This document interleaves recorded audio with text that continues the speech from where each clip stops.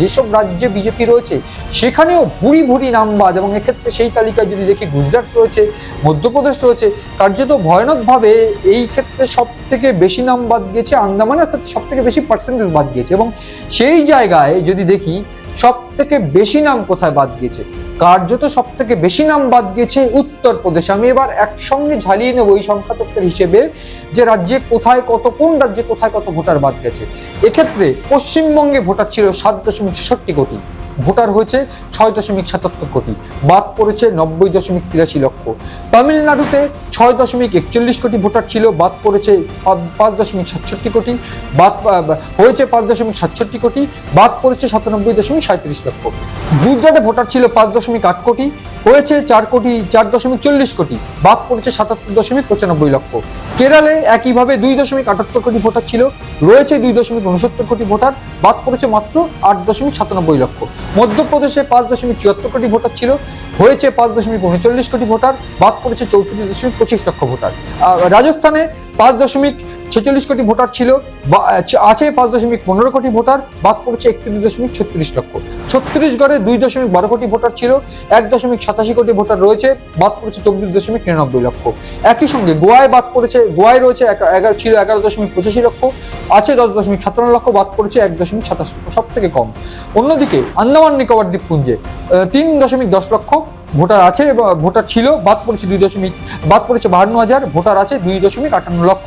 পুডুচেরিতে 10.21 লক্ষ ভোটার ছিল, বাদ হয়ে আছে 9.44 লক্ষ, বাদ পড়েছে 1.3 লক্ষ।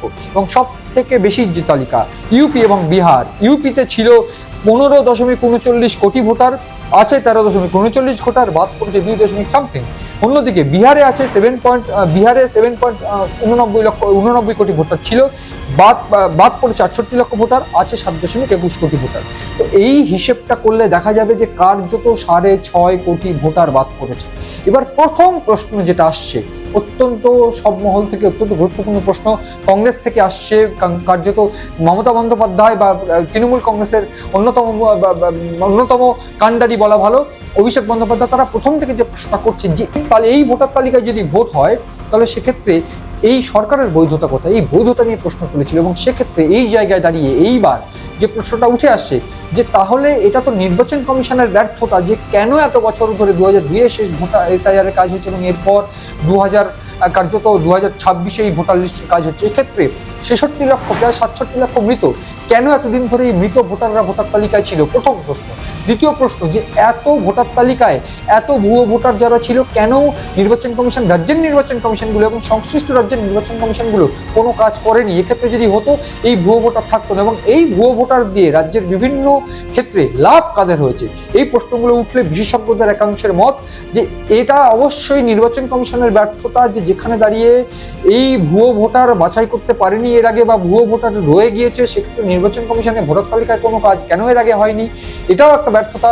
অন্যদিক থেকে এই যে আমি বলছিলাম 2002 এবং 2026-এর ভোটার লিস্টে যে 66 লক্ষ ভোটার বা 67 লক্ষ ভোটার মৃত, কেন মৃত ভোটারদের নাম রয়েছে তালিকায়, সেটাও একটা বড় প্রশ্ন। কার্যত এই 67 লক্ষ ভোটার মৃত ভোটার, সেক্ষেত্রে এই মৃত ভোটারের মাধ্যম দিয়ে কোনোভাবে ছাপ্পা ভোট, ভুয়ো ভোট করতো কিনা, এই প্রশ্নও কিন্তু উঠছে। এবং সেক্ষেত্রে ভোট চুরির যে প্রসঙ্গটা রাহুল গান্ধী তুলেছিলেন, সেটা কোথাও গিয়ে একটা বড় প্রশ্নের মুখে ফেলে দিচ্ছে নির্বাচন কমিশনকে।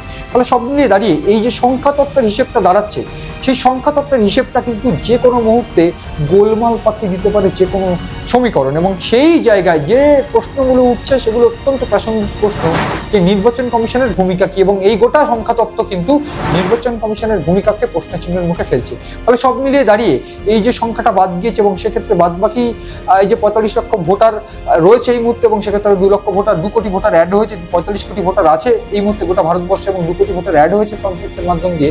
ফলে সব মিলিয়ে দাঁড়িয়ে এই গোটা ভারতবর্ষে যদি SIR হয়, সেক্ষেত্রে আর কোথায় কোথায় কত নাম বাদ যাবে, সেটা একটা গুরুত্বপূর্ণ প্রশ্ন। এবং